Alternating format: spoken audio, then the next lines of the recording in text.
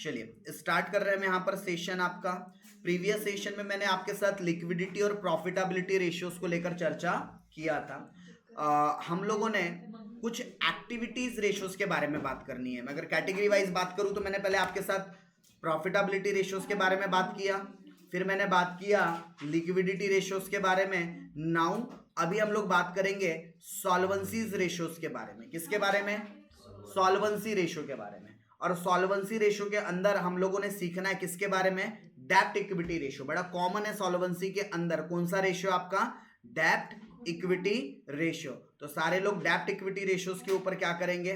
थोड़ा सा फोकस करेंगे। करेक्ट। यहां पर आप अगर नोटिस कर पाओ तो मैंने प्रीवियस सेशन में आपको प्रॉफिटेबिलिटी रेशियो के बारे में चर्चा करवाया था, जिसमें हमने ग्रॉस प्रॉफिट के बारे में, नेट प्रॉफिट के बारे में चर्चा कर रखी थी, राइट। उसके अलावा हम लिक्विडिटी रेशियो के अंदर करंट रेशियो के ऊपर चर्चा कर चुके हैं। और हमेशा याद रखना करंट रेशियो का जो आइडियल रेशियो होता है वो 2:1 होता है। फिर हम लोगों ने एसिड या क्विक रेशियो के बारे में भी चर्चा किया हुआ है, जिसका आइडियल रेशियो कितना होता है? 1:1। नाउ अभी मैं आपके साथ चर्चा करने वाला हूं कौन से रेशियो के बारे में? मैं आपके साथ बात करने वाला हूं डेब्ट इक्विटी रेशियो के बारे में। देन उसके बाद हम लोग वर्किंग कैपिटल रेशियो के बारे में भी चर्चा करेंगे। चलिए, तो यहां पर हम लोग बात करने वाले सॉल्वेंसी रेशियो के बारे में। आ जाओ, अब मैं सॉल्वेंसी रेशियो के बारे में अगर आपके साथ चर्चा करूं तो सॉल्वेंसी का मतलब होता है कि आपके पास आपकी फिनेंशियल पोजीशन कैसी है। अगर आपने किसी से उधार पैसा लिया है तो क्या आप उस पोजीशन पर हो लोगों का पैसा वापस कर सको, उसी को हम लोग सॉल्वेंसी रेशियोज के नाम से यहां पर जानते हैं, राइट। तो अगर मैं सॉल्वेंसी रेशियो की बात करूं तो सॉल्वेंसी रेशियो में हम लोग बात करेंगे सबसे पहले कौन से रेशियो के बारे में? डेब्ट इक्विटी रेशियो के बारे में। और डेब्ट इक्विटी रेशियो हम कैसे निकालते हैं? डेब्ट मतलब होता है उधार का पैसा, जो आप लोगों ने बोरोइंग फंड होता है ना, जो उधार लेकर हम बिजनेस चला रहे होते हैं। और इक्विटी मतलब होता है ओन फंड, जो खुद का पैसा होता है, राइट। सो इसी को हम लोग इस तरीके से भी लिख सकते हैं फॉर्मूले को, borrowed capital divided by owned capital. Borrowed capital divided by owned capital. अब सवाल आएगा सर डेब्ट में क्या क्या लेने का, मतलब उधार के जो पैसे होते हैं उस लिस्ट में हम किन किन चीजों को कंसीडर करेंगे, राइट। उन चीजों उसमें हम लोग कौन कौन सी चीजें हैं जिसको कंसीडर करने वाले हैं। सो डेब्ट फंड के अंदर या डेब्ट कैपिटल के अंदर अगर मैं बात करूं तो यहां हम लोग लेने वाले हैं सबसे पहले तो डिबेंचर को। सवाल में अगर डिबेंचर दिया हो तो वो हमारे लिए डेब्ट कैपिटल होता है। उसके अलावा अगर हमने कोई बोरोइंग कर रखी है, बोरोइंग मतलब होता है उधार लेना। अब ये उधार हो सकता है बैंक से लिया गया हो, किसी फाइनेंशियल इंस्टीट्यूशन से लिया गया हो, या किसी प्राइवेट सोर्स से लिया गया हो। उधार तो वही उधार होता है, तो वो भी आपके डेब्ट फंड के अंदर ही काउंट किया जाएगा। उसके अलावा बॉन्ड अगर हम लोगों ने मार्केट में इशू किया है तो बॉन्ड इशू करना भी हमारे लिए एक प्रकार से डेब्ट फंड ही होता है। तो ये सब हमारे क्या है? डेब्ट फंड। अच्छा, और अगर आपको सवाल में आ जाए redeemable preference share, redeemable preference share, उसको भी हम लोग कहां कंसीडर करेंगे? डेब्ट फंड के अंदर कंसीडर करेंगे। अब डेब्ट के बाद दूसरा आता है भैया इक्विटी में क्या लेने का। अब देखो ये जो मैं इक्विटी बता रहा हूं, कान खोल के सुन लो, यही इक्विटी है। यही इसी को कई बार हम लोग फॉर्मूले में share holder fund word use करेंगे। क्या यूज करेंगे? Share holder fund. सिमिलर चीजें लेकर चलना है आपने। इसमें आ जाता है आपके पास इक्विटी शेयर कैपिटल। दूसरा इसमें आ जाता है आपके पास रिजर्व एंड सरप्लस। ये मेन दो चीजें होती है। और रिजर्व एंड सरप्लस के अंदर तो फिर भाई प्रॉफिट एंड लॉस और अलग अलग प्रकार के रिजर्व्स आते हैं। उसके अलावा कई बार सवाल में अगर इररिडीमेबल प्रेफरेंस शेयर अगर दिया है, इररिडीमेबल प्रेफरेंस शेयर कैपिटल दिया है, तो वो भी इक्विटी में ही काउंट किया जाएगा। तो उम्मीद करता हूं डेब्ट इक्विटी रेशियो निकालने के लिए आप लोगों को यह फॉर्मूला ध्यान में रहेगा, करेक्ट। अच्छा, इसके अलावा एक और रेशियो हम सीखेंगे जिसको कि हम बोलते हैं वर्किंग कैपिटल। हालांकि मैं वर्किंग कैपिटल टर्नओवर रेशियो के अंदर सिखाता हूं, बट ठीक है, वर्किंग कैपिटल रेशियो हम यहां भी समझ सकते हैं। तो वर्किंग कैपिटल वर्किंग मतलब काम को करने के लिए आपके पास सफिशिएंट पैसा है या नहीं है। तो वर्किंग कैपिटल रेशियो कैसे निकलेगा, तो वर्किंग कैपिटल रेशियो या वर्किंग कैपिटल का एक्चुअली अमाउंट निकलता है, रेशियो नहीं, उसका क्या निकलता है, अमाउंट निकलता है। तो ये निकलता है करंट असेट्स में से माइनस कर देने का क्या, करंट लायबिलिटी को। तो क्या निकल जाएगा आपका, वर्किंग कैपिटल पता चल जाएगा। करंट असेट से क्या माइनस कर दो, करंट लायबिलिटी। आप बोलोगे सर करंट असेट्स कैसे निकलता है, हमने पार्ट 1 में डिस्कस कर रखा है करंट असेट्स के बारे में। आप बोलोगे सर करंट लायबिलिटी कैसे निकलती है, तो मैंने आपको लिस्ट आउट करवाया रखा है पार्ट 1 के अंदर करंट लायबिलिटी कैसे निकलती है। तो होप आप वो प्रीफर कर सकते हो current assets and current liability के बारे में, करेक्ट। तो ये दो चीजें आप लोगों को कहीं ना कहीं सॉल्वेंसीज रेशियोज के अंदर ध्यान में रखनी पड़ेगी। इसके अलावा अगर मैं नेक्स्ट कैटेगरी की बात करूं, एफिशिएंसी रेशियो या उसको हम लोग टर्नओवर रेशियो के नाम से भी जानते हैं। अगला रेशियो मैं आप लोगों को सिखाने जा रहा हूं वो है आपका टर्नओवर रेशियो, या इसी को हम लोग किस नाम से भी जानते हैं, एफिशिएंसी। और यहां से भी भैया कंफर्म है 2 से 3 रेशियो तो आ ही जाते हैं, राइट। तो टर्नओवर एंड एफिशिएंसी रेशियोज की अगर हम बात करें तो इसके अंदर हम क्या क्या सीखने वाले हैं, राइट। तो यहां पर हम लोग किस किस चीज के बारे में सीखेंगे, या हम लोग सीखेंगे डेटर टर्नओवर के बारे में, क्रेडिटर टर्नओवर के बारे में, इन्वेंट्री टर्नओवर जिसको कि स्टॉक टर्नओवर के नाम से भी जाना जाता है, fixed asset turnover, working capital turnover. तो ये जो मैं यहां पर आप लोगों को राइट मार्क करके जो रख रहा हूं, ये सारे रेशियोज है जो एफिशिएंसी रेशियोज के अंदर क्या किए जाएंगे, काउंट किए जाएंगे, राइट। कहां काउंट किए जाएंगे, एफिशिएंसी रेशियोज के अंदर। तो एक एक करके मैं सारे यहां पर रेशियोज को क्या करते हुए चल रहा हूं, एक्सप्लेन करते हुए आपके साथ आगे बढ़ रहा हूं। तो हम अगली चर्चा किससे रिलेटेड कर रहे हैं, इसको चाहो तो आप एफिशिएंसी रेशियो बोलो, चाहो तो टर्नओवर रेशियो बोलो, चाहे तो एक्टिविटी रेशियो बोलो, सबका मतलब एक है। तो लेट्स सी कि इसके अंदर हम लोग क्या क्या चीजें सीखने वाले हैं, क्या क्या चीजें निकालने वाले हैं। तो फोकस करेंगे सारे के सारे कहां पर, हम लोग अभी बात करने जा रहे हैं आप लोगों की एक्टिविटी रेशियो के बारे में। किसके बारे में, एक्टिविटी रेशियो के बारे में। तो एक्टिविटी रेशियो के बारे में अगर मैं बात करूं तो एक्टिविटी रेशियोज के अंदर मैं सबसे पहले आप लोगों को सिखाता हूं वर्किंग कैपिटल टर्नओवर रेशियो। इसी को एक्टिविटी, इसी को हम लोग एफिशिएंसी, यहीं पर हम लोग टर्नओवर रेशियो सीख रहे हैं। तो देखो नाम से ही समझ में आ रहा है, वर्किंग कैपिटल टर्नओवर रेशियो मतलब कि यहां पर हम लोगों को जो टर्नओवर है या जो हमारा किस पर हमको कंपैरिजन करना, टर्नओवर और वर्किंग कैपिटल का हम लोगों ने यहां पर क्या करना है, कंपैरिजन करना है। तो वर्किंग कैपिटल टर्नओवर रेशियोज की अगर मैं बात करूं कि अगर हमें वर्किंग कैपिटल टर्नओवर रेशियो निकालना हो तो हम कैसे निकालेंगे, तो आ जाइए लिखिए formula, net cell divided by working capital, net cell divided by working capital, right. तो नेट सेल कैसे निकलता है ऑलरेडी पहले सीख रखा है, वर्किंग कैपिटल भी पता है कैसे निकलता है, current assets minus current liability, okay. उसके अलावा दूसरी चीज हो सकती है आपको फिक्स्ड असेट्स टर्नओवर रेशियो निकालने के लिए आ जाए। और देखो फॉर्मूला रटना नहीं है, जिनको लॉजिक समझ में आ जाएगा ना उनको फॉर्मूला कभी जिंदगी में रटने की जरूरत नहीं पड़ेगी, लॉजिक को पकड़ो। अब यहां पर मेरा फॉर्मूला क्या बन जाएगा, net cell divided by fixed assets. चलो अगर आपको ये बात समझ में आ गई और आप चाहो तो सामने में एवरेज वर्ड यूज कर सकते हो, average fixed assets, average working capital. चलो अगर ये दो चीज समझ में आ गई तो उम्मीद करता हूं तीसरा फॉर्मूला आप खुद ही बना सकते हो, डेटर टर्नओवर रेशियो। तो क्या फॉर्मूला बनना चाहिए इसके लिए, तो यस कॉमन पर्सन तो यही बोलेगा net cell divided by average debtor, लेकिन मैं बस थोड़ा सा यहां पर नेट सेल में थोड़ा सा करेक्शन कर दूं, यहां हम सेल तो लेंगे लेकिन कौन सा वाला, उधार वाला, क्रेडिट सेल लेंगे हम यहां पर, क्योंकि कभी भी डेटर कैलकुलेट उधार के सेल पर किया जाता है। तो हम डेटर टर्नओवर रेशियो का फॉर्मूला क्या बनाएंगे, net credit sale divided by average debtor. Sir सवाल में जानकारी नहीं है क्रेडिट सेल कैश सेल के बारे में, तो कैसा करेंगे? तो जो सेल है उसी को अज्यूम कर लेंगे कि क्रेडिट सेल होगा, दैट्स इट, राइट। चलिए, तो ये कौन से रेशियोज के बारे में बात कर लिया मैंने? डेटर टर्नओवर रेशियो के बारे में, ठीक है। उसके अलावा इसके पहले हमने किसके बारे में बात किया था?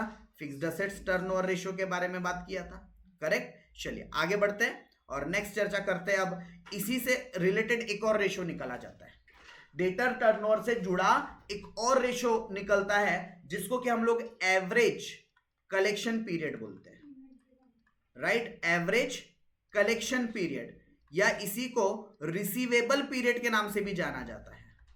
किस नाम से? Receivable period. और ये जो डेटर टर्नओवर रेशियो ना, इसको रिसीवेबल टर्नओवर रेशियो भी बोलते हैं। क्या भी बोलते हैं उसको? Receivable turnover ratio. अच्छा, अब डेटर मतलब कौन? जिनको हम उधार सामान बेचते हैं। तो हमें यहां से पता चल जाएगा कि भाई जितना भी मेरा सामान सेल होता है, कितना मतलब मेरा डेटर ऑन एन एवरेज रहता है, वो पता चल जाएगा कितने टाइम्स रहता है। और अगर मैं एवरेज कलेक्शन पीरियड की बात करूं तो इसका मतलब होता है कि मैं अपने डेटर से कितने दिनों में पैसे रिकवर कर लेता। मुझे वो डेज निकालने हैं कि कितने दिनों में, कितने पीरियड में मेरा पैसा मेरे डेटर से वसूल हो जाता है। तो इसके लिए फॉर्मूला, अगर आपको आंसर डेज में चाहिए तो एक साल में हम अज्यूम करते 365 डेज होते हैं। 365 days divided by debtor turnover ratio. तो आपको पता चल जाएगा कि एक साल में डेटर कितने बार टर्नओवर होता है, ये आपको यहां से पता चल गया और उसको 365 से डिवाइड कर दिया तो आपको एवरेज पता चल जाएगा कि आपको डेटर से ऑन एन एवरेज कितने दिन में पैसा मिल जाता है। बट अगर ये डेटा डेज में ना निकालते हुए सपोज मंथ में निकालने बोला तो फिर फॉर्मूला क्या बन जाएगा? साल में 12 मंथ होते हैं, तो 12 month divided by debtor turnover ratio. कर का हो? चलो, तो ये आप लोगों को याद हमेशा साइमल्टेनियसली रखना है, मतलब कि साथ में आप लोगों को क्या करना है, ये बात को याद रखना है। किसको? एवरेज कलेक्शन पीरियड और डेटर टर्नओवर रेशियो, ये कनेक्टिंग फॉर्मूले हैं एक दूसरे से। अच्छा, इसी तरीके से आगे एक और रेशियो के बारे में समझ लो। कौन सा सर? बेटा क्रेडिटर टर्नओवर रेशियो। कौन सा? Creditor turnover ratio. अब क्रेडिटर मतलब कौन? वो लोग जिनसे हम उधार सामान खरीदते हैं। तो फॉर्मूला क्या बनना चाहिए? Net credit purchase divided by average creditor, divided by average creditor, right. अच्छा, फिर बात आएगा कि सर यहां पर भी बताओ, जैसे यहां पर एवरेज कलेक्शन पीरियड निकला वैसे भी यहां कुछ निकलता है क्या? यस, यहां निकलता है एवरेज पेएबल पीरियड। क्या निकलता है यहां पर? एवरेज पेएबल पीरियड, कितने दिनों में पैसा पे करेंगे वो आपको निकालना है। तो इसके लिए भी फॉर्मूला क्या बन जाएगा? 365 days divided by creditor turnover ratio, CTOR, right. और यही अगर कैलकुलेशन मंथली बेसिस पर हो तो 12 months divided by creditor turnover ratio, done.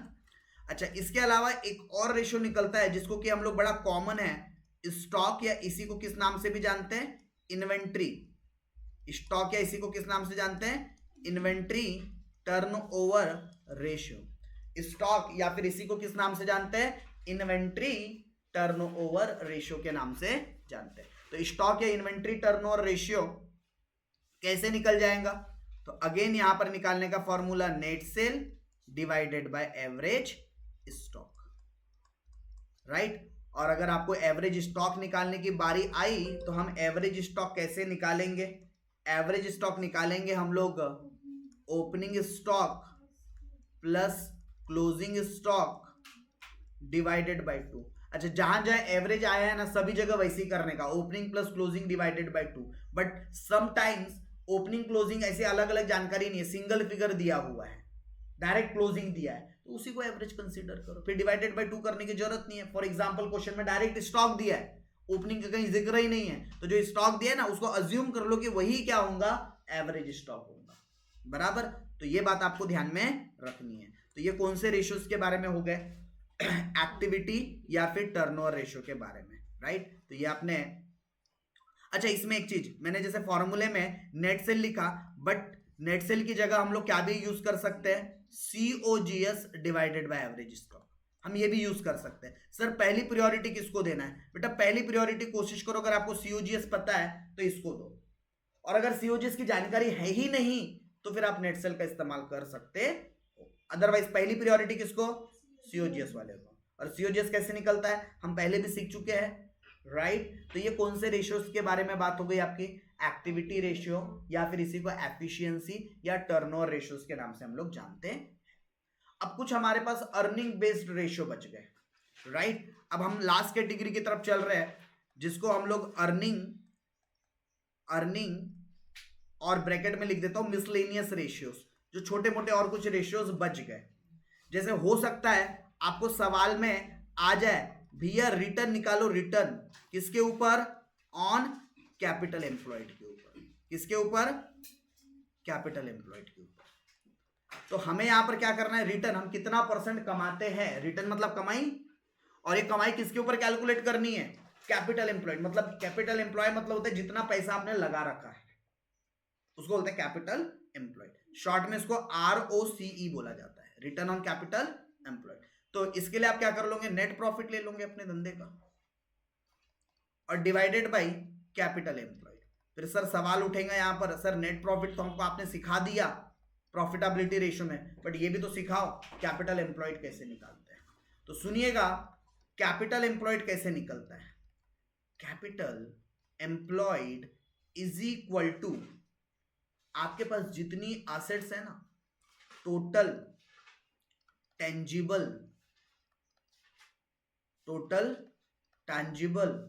Assets, assets है जो दिखती हो। इन शॉर्ट, इतना वर्ड याद नहीं रह सकता तो ऐसा सोचो, ऑल एसेट्स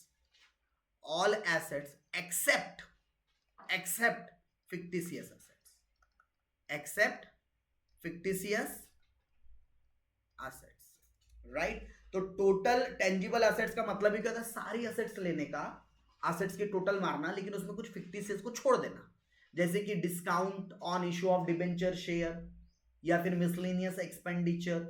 ये ऐसे एसेट्स होते हैं जो बैलेंस शीट में एसेट साइड तो दिए जाते हैं, बट एक्चुअल में एसेट्स नहीं है, खर्चे होते हैं। तो उनको छोड़कर बाकी सारे एसेट्स की टोटल मार देना। उसमें से माइनस कर देंगे हम एक्सटर्नल लाइबिलिटीज को। किसको माइनस कर देंगे? एक्सटर्नल लाइबिलिटीज को। अब सर एक्सटर्नल लाइबिलिटीज मतलब क्या होता है? वो जो हमने नॉन करंट लाइबिलिटी प्लस जो करंट लाइबिलिटी की बात किया था ना, वो दोनों को जोड़ देना, तो वो सब एक्सटर्नल लाइबिलिटीज होती है। यानी सिर्फ शेयर होल्डर फंड को छोड़कर जो बाकी जो बच जाती है ना, वो सब आपकी बाहर की लाइबिलिटी है। वो पैसा हमने कहां चुकाना होता है? बाहर वालों को देना होता है। तो जो पैसा बाहर वालों को देना है उसे हम क्या कहेंगे? एक्सटर्नल लाइबिलिटी कहेंगे, करेक्ट। तो इस तरीके से हम हमारा क्या निकाल सकते हैं? कैपिटल एम्प्लॉयड निकाल सकते हैं। तो आप लोगों को इसके ऊपर भी क्या करना है? ध्यान रखना है, करेक्ट। यहां पर रिटर्न ऑन कैपिटल एम्प्लॉयड, ठीक है, रिटर्न ऑन कैपिटल एम्प्लॉयड तो नहीं, बट रिटर्न ऑन इक्विटी के नाम से आया है। तो अगर आप फॉर्मूला देखो तो इसका भी बता दूंगा, रिटर्न ऑन इक्विटी। फिलहाल अभी आपको मैंने रिटर्न ऑन क्या बताया है? Capital employed. दूसरा फिर इसके बाद लिख लीजिएगा formula return on equity. Equity मतलब हमारे शेयर होल्डर्स। तो हमारे शेयर होल्डर को कितना रिटर्न मिल रहा है? तो अगेन फॉर्मूला बन जाएगा net profit divided by share holder fund, share holder fund. And आप जैसा कि आप सभी को पता है, शेयर होल्डर फंड की अगर मैं बात करूं तो शेयर होल्डर फंड मतलब कि जहां पर हमारा शेयर होल्डर का पैसा इन्वेस्ट होता है, जिसके अंदर हम लोग शेयर कैपिटल और क्या क्या ले लेते हैं उसके अंदर हम लोग। तो उसके अंदर हमारा शेयर कैपिटल और क्या आ जाएगा आप लोगों का? Reserve and surplus. ये दो चीजें हमारी वहां पर क्या हो जाएंगी? कंसिडर हो जाएगी, ठीक है। चलिए तो बढ़ेंगे आगे। तो ये हो गया हम लोगों का रिटर्न ऑन इक्विटी को लेकर, राइट, रिटर्न ऑन इक्विटी को लेकर। उसके अलावा आप लोगों को अर्निंग पर शेयर के बारे में भी समटाइम पूछा जा सकता है। किसके बारे में? अर्निंग पर शेयर के बारे में। किसके बारे में? EPS, earning per share. अब अर्निंग पर शेयर कैसे निकलेगा? भाई तुम एक शेयर पे कितना कमाते हो, राइट, तुम एक शेयर पे कितना कमाते हो, ये कैसे निकलेगा आपका? तो अर्निंग पर शेयर निकलेगा आपका नेट प्रॉफिट, नेट प्रॉफिट सब कुछ काट छाटने के बाद। वैसे इसको पूरा ऐसा लिखना, net profit available for equity share holder. हमारे इक्विटी शेयर होल्डर के लिए कितना प्रॉफिट बचा है सारे खर्चे सब चीज माइनस करने के बाद, और उसको डिवाइड कर देने का नंबर ऑफ इक्विटी शेयर से। किससे डिवाइड कर देने का? नंबर ऑफ इक्विटी शेयर से। तो आपको पता चल जाएगा एक शेयर के पीछे हम कितना कमाते हैं, राइट? एक शेयर के पीछे हम कितना कमाते हैं, वो कमाई हमें क्या हो जाएगी यहाँ पर पता चल जाएगी। तो ये था आप लोगों का पूरा रेशियो से रिलेटेड फॉर्मूलेस का डिस्कशन।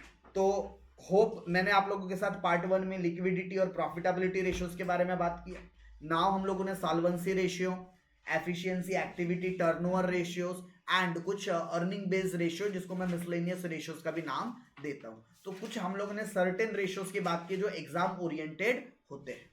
तो let's move on to the examination based questions, जो एग्जाम में आए हुए क्वेश्चंस है, राइट? कैसे क्वेश्चंस आते हैं, तो हम कुछ उन फुल फ्लैश क्वेश्चंस की क्या करते हैं यहाँ पर प्रैक्टिस करते हैं, या उनके क्वेश्चन को यूं कहो सॉल्व करते हैं। तो उसके लिए सबसे ज्यादा जरूरी है फॉर्मूलेस का याद होना। इफ यू अगर आप लोगों को फॉर्मूले पता है, if you remember all the formulas, आप इजिली रेशियो चैप्टर को हैंडल कर लोगे। बट अगर आप लोगों को फॉर्मूले नहीं पता तो फिर भाई दिक्कत है, क्योंकि बिना फॉर्मूले के आप रेशियो चैप्टर को सॉल्व नहीं कर सकते। इट्स नेसेसरी कि आप लोगों को सारे जो फॉर्मूले हमने 13-14 जो हम लोगों ने अलग अलग रेशियोज के बारे में डिस्कस किया, आपको उस फॉर्मूले और उनके फॉर्मूले की जो वैल्यूज है उनका ओरिएंटेशन पता होना चाहिए कि वो कहाँ से आ रही है, वो चीजों का नॉलेज होना चाहिए। जिसने इस बात को सीख लिया, जिसने इस बात को समझ लिया, उसके लिए रेशियो चैप्टर में कुछ भी नहीं रखा हुआ है। तो हम लोग नेक्स्ट सेशन में बात करेंगे किसके बारे में? हमारे क्वेश्चंस एंड उसके सॉल्यूशंस के बारे में।